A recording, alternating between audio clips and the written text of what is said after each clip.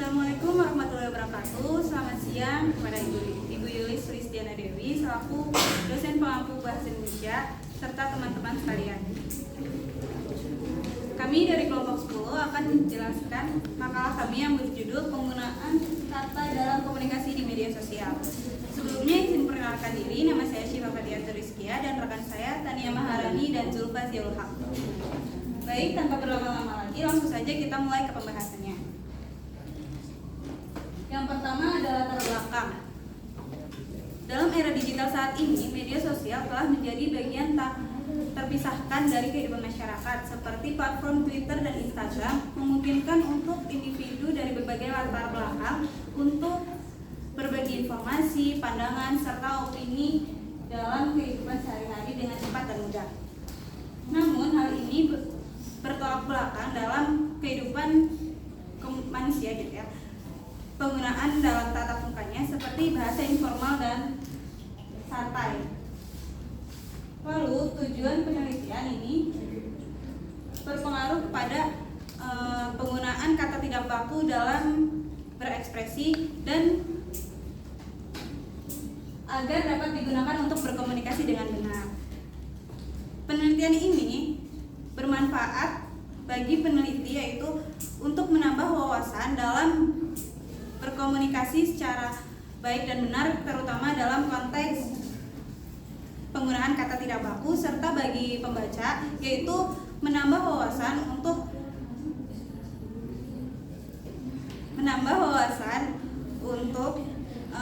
penggunaan kata tidak baku, kapan dan bagaimana menggunakan bahasa yang baik dalam bermedia sosial. Selanjutnya, metode penelitian kita menggunakan metode deskriptif kualitatif menganalisis teks media sosial dalam komentar di media sosial. Sekian penjelasan dari pendahuluan. Selanjutnya ada penjelasan dari kajian teoritis yang akan dijelaskan oleh Tania Maharani. Kepada saudara Tania, silakan. Baik, terima kasih. Setelah dipaparkannya pendahuluan, saya akan membahas mengenai kajian teoritis, yaitu media sosial dan penggunaan bahasa pada media sosial. Dimulai dari definisi media sosial adalah platform yang berbasis internet yang memungkinkan kita untuk berkomunikasi, berbagi informasi, serta berinteraksi sosial secara virtual. Hal ini didukung oleh teknologi Web 2.0 yang memungkinkan interaksi pengguna yang lebih dinamis. Jadi kita tidak hanya sebagai penerima informasi, tetapi kita juga sebagai produsen konten. Bisa dikata juga kita bisa membuat, mengunggah dan sekaligus mengonsumsi informasi. Kemudian pemanfaatan media sosial. Media sosial memiliki manfaat yang sangat luas di berbagai bidang. Yang pertama, komunikasi pribadi. Media sosial bisa membuat kita menjalin dan menjaga hubungan sosial terhadap teman, keluarga, maupun rekan kerja. Yang kedua, pemasaran. Banyak perusahaan yang memanfaatkan media sosial sebagai strategi digital untuk membangun citra merek, mempromosikan produk, dan berkomunikasi langsung dengan konsumen. Yang ketiga, ada edukasi. Media sosial adalah alat pembelajaran yang sangat interaktif. Melalui kolaborasi online, pembelajaran tidak lagi terpaku pada kelas. Yang keempat, advokasi sosial. Media sosial digunakan untuk menyebarkan informasi, membentuk opini publik, menggerakkan kampanye, contohnya kampanye isu lingkungan atau hak asasi manusia. Kemudian penggunaan bahasa pada media sosial. Yang pertama, bersifat fleksibel. Jadi media sosial bisa bersifat formal dan juga bersifat informal seperti penggunaan emoticon. Yang kedua, sering menggunakan singkatan dan emoticon. Hal itu digunakan untuk menyatakan emosi dengan cepat. Yang ketiga, bahasa kasual untuk menciptakan kedekatan. Jadi bahasa kasual sering digunakan untuk mendekatkan kepada audiens atau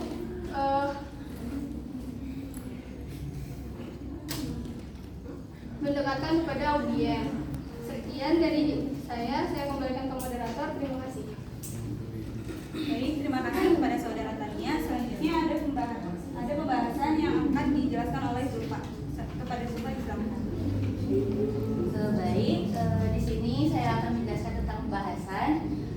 Saya akan menjelaskan kendala dan solusi dari penggunaan kata dalam komunikasi di media sosial. Ada beberapa kendala. Kendala yang pertama yaitu kesalahpahaman dalam memahami pesan atau maksud dari pesan. Teks tanpa intonasi atau ekspresi dapat membuat pesan sulit dipahami oleh penerima. Adapun solusi dari kendala tersebut yaitu gunakan emoji atau tanda baca untuk menambah emosi dalam pesan, seperti tanda baca koma, titik, tanda tanya, tanda seru, agar pembaca dapat memahami pesan tersebut. Lalu kita dapat mendapatkan emoji agar pembaca dapat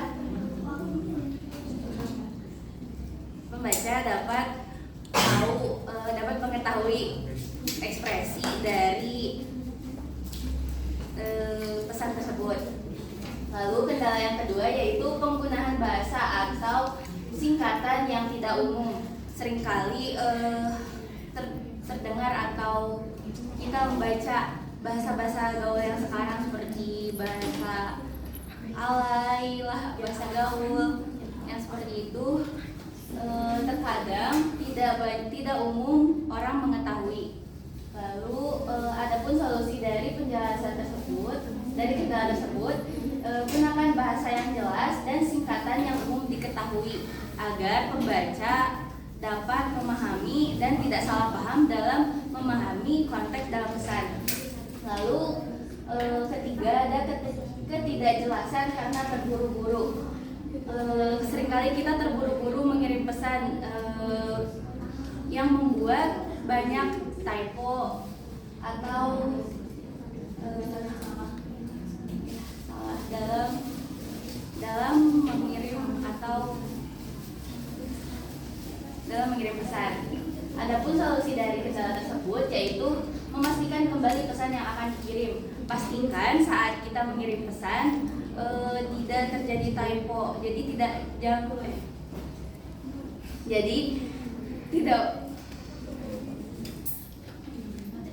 Jadi pastikan kembali pesan yang akan dikirim sebelum mengirim kepada penerima. Sekian. Selanjutnya ada penutup, yaitu ada simpulan dan saran. Yang simpulan akan dijelaskan oleh Zulfa.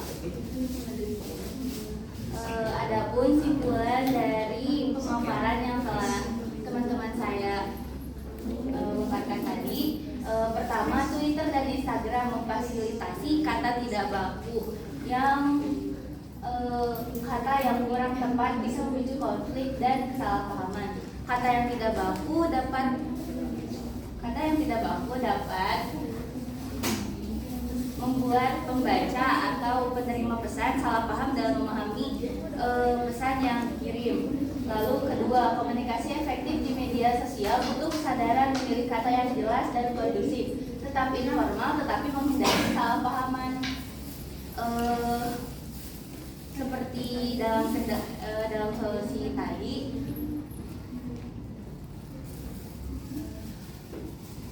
gunakan kata yang jelas, yang umum diketahui oleh pembaca atau halayak orang. Lalu ada saran yang akan dijelaskan oleh. Untuk saran, yang pertama itu penggunaan media sosial perlu memilih kata dengan cermat, memahami konteks dan audiens untuk mencegah kesalahpahaman. Yang kedua itu memanfaatkan fitur platform dan etika komunikasi yang sopan dapat menciptakan interaksi yang positif dan harmoni. Baik, sekian presentasi dari kelompok kami.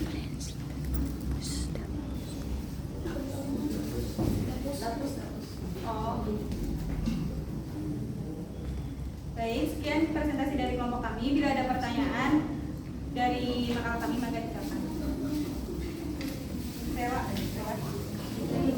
Terima kasih. Perkenalkan, saya Sri Laisa dengan NIM akhir 47. Saya ingin bertanya kepada Syifa. Sebagaimana yang telah dijelaskan tadi bahwa media sosial itu memiliki dampak positif, itu dapat memperluas informasi. Namun di sisi lain, media sosial juga memiliki dampak negatif, yaitu banyaknya penipuan. Nah, bagaimana tanggapan dari kelompok 10 mengenai upaya untuk menangani penipuan tersebut atau menghindari penipuan tersebut? Kita tampung dulu ya. Kalau ada yang mau bertanya, boleh. Dulu apa? Nanti nunggu ada dulu. Ya, boleh Syahdan. Perkenalkan, nama saya Sadani Kayadana dengan NIM akhir 61. Saya ingin bertanya kepada kepada Julpa. Di era bermedia sosial sekarang kan banyak konflik yang terjadi ya, akibat kesalahpahaman yang antara kedua belah pihak. Bahkan konflik tersebut tuh akibat masalah yang tidak penting. Nah, saya ingin bertanya bagaimana strategi dari Jul dalam dari Julpa dalam pemilihan kata yang tepat dapat mencegah terjadinya konflik di media sosial. Terima kasih. Ada yang mau bertanya lagi? Ya, boleh Fasya. Perkenalkan, nama saya Fasya Putri Melani dengan NIM akhir 76. Saya akan menanya kepada Tania. Tadi itu ada di definisi media sosial dukungan dari teknologi web 2.0. Nah, bagaimana teknologi web 2.0 dapat membantu pengguna media sosial untuk saling berinteraksi? Terima kasih. Saya mau menjawab pertanyaan dari Sela ya. Bagaimana upaya untuk meminimalisir penipuan di media sosial? Kalau di Instagram sendiri itu kan biasanya kita tuh ada verifikasi kayak mau akun itu tuh mau dimunculin atau enggak gitu kan, atau konten kayak gitu bisa dilaporin juga kalau misalkan nih kamu di berandanya ada penipuan kayak gitu. Nah itu tuh bisa ada di titik 3 ya, itu ada konten tidak ingin dilihat lagi kayak gitulah, kayak dilaporkan ya. Paling upayanya ya apa ya, harus lebih bisa milih-milih konten apa aja yang harus kita lihat gitu, karena nggak semua konten yang kita lihat itu baik dan dapat apa sih ya, nggak baik gitu kan, ada yang nggak baiknya. Ya harus lebih bisa mensaring lagi apa yang kita mau. Apakah menjawab? Terima kasih Bella.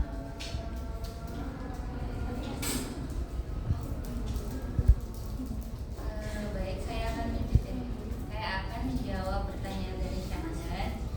Bagaimana strategi kita dalam pemilihan kata yang tepat dapat mencegah terjadinya konflik di medsos?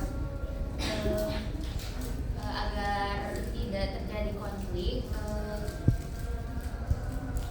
gunakan bahasa yang netral dan tidak menyalahkan, seperti hindari kata kamu salah, kamu jangan pendapat kamu salah misalkan. Hindari kata-kata seperti itu. Lalu gunakan bahasa ya, dengan empati. Lalu fokus pada solusi bukan pada masalah. Apakah menjawab? Izin menjawab dari pertanyaan dari Fasya, bagaimana teknologi web 2.0 dapat membantu interaksi? Teknologi web 2.0 itu menyediakan platform yang memungkinkan komunikasi dua arah, kolaborasi, dan berbagi konten, sehingga pengguna dapat membuat, mengunggah, dan mendistribusikan